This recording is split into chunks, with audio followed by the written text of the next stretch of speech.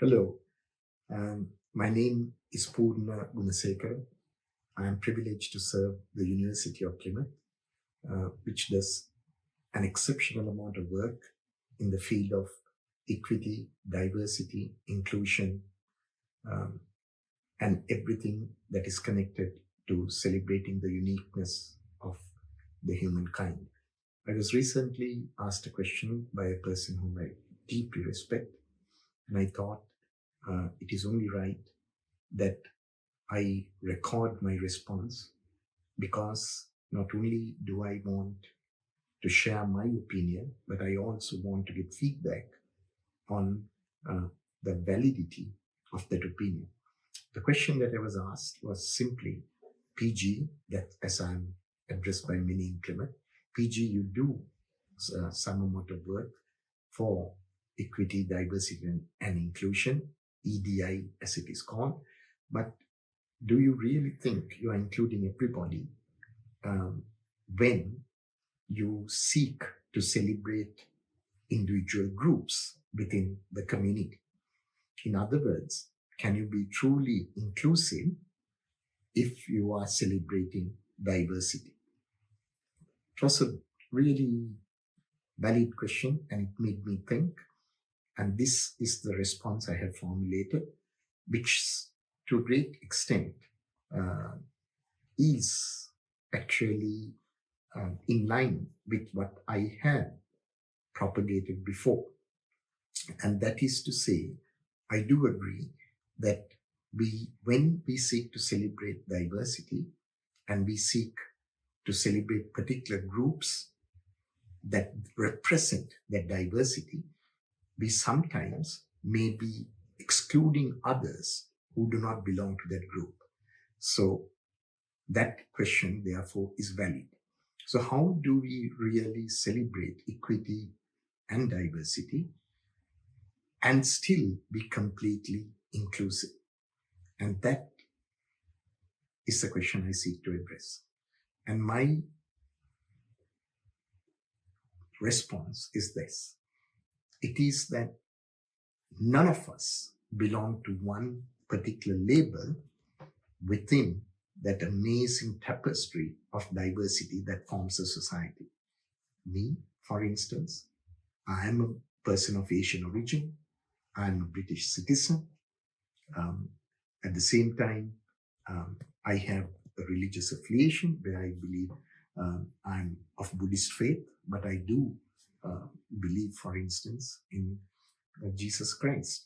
So I cannot be pinholed into one particular group that would be representative of any other person. And why would I say that?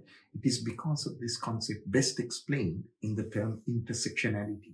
In intersectionality, we begin to consider that any one person is representative of a whole array of backgrounds and circumstances. So for instance, I may belong to a particular gender identity, I may belong to a particular ethnic group, a particular religious or faith identity, I may have a particular level of education that supports me, I may be engaged in a profession that works within certain guidelines, and all these things will intersection and then define my position, which would in effect be unique and be only applicable to me. And that too would change from time to time, because my opinions and my affiliations may change through my life. And therefore, the person I represent, I can honestly say I represent is only myself, because to assume that I represent somebody else's opinion would, while being true perhaps to that particular opinion, may not completely capture all the holistic opinion of that individual. So when I recognize that, it comes to the point that we recognize that every single individual is unique. And if we do that, and we seek to celebrate the uniqueness of every individual, I think we can then look at equity, diversity, and inclusion, and also indigenization from a new perspective. And that perspective is to say, we respect what you are now, what you represent now, and we want to include you in everything that we do. And that sense of inclusiveness then feeds directly into the founding criteria of the Sustainable Development Goals, which were just two. It said, leave no one behind and reach for those furthest behind first. And that should be our aim. So I'm not saying we should stop celebrating the beautiful diversity of our society. We should celebrate special days that are kept for special groups of people. By all means, do that. But celebration alone on a particular day doesn't mean that thinking that will have an impact on our day-to-day lives. All this comes into fruition if our day-to-day thinking automatically begins to recognize that we have an obligation to create opportunities to facilitate equity, that we have an obligation to look for diversity and be inclusive in everything, and consider the importance always of indigenous groups within our ever-changing society. And then if we will be able to say, yes, we have embedded these principles in our thinking. And once we embed that, we will be creating opportunities, facilitating the development and the inclusion and the empowerment of every single individual, irrespective of what label they may belong to or not belong to.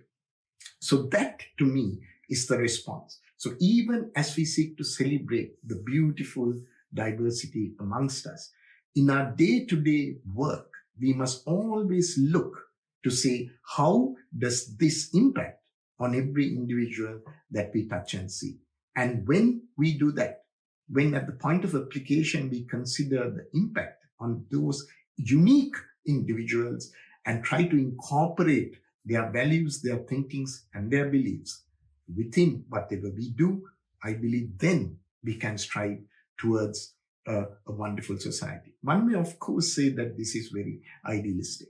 I do agree. How can we do that? Well, we do. We have the tools now. Increasingly, we are able to do that. I've always believed on the concept that if we are to change the world, we have to change the world that we can touch and see first. And it is through that our change can permeate through the different structures and the different layers of the society. But the world we can touch and see is now growing bigger all the time. On the one hand, we have the freedom of travel for many of our people, not everyone, but we also have the opportunity to meet with people without actually having to travel in person, thanks to the technological developments recently. So that means we are able to touch people we may never encounter before. And if we set ourselves to be always consistent in valuing that uniqueness of individuals, doors will open and we will get to know more and more unique individuals as we go on. And as we incorporate those values into our own thinking, we will become a better world, and the world then will become a world of equity, diversity, inclusiveness, and indigenization. It will take time, but it is something we can start doing from today. So if anybody is happy to work with me, and I belong to a group of people who believe in this concept, I would be so happy to work with them.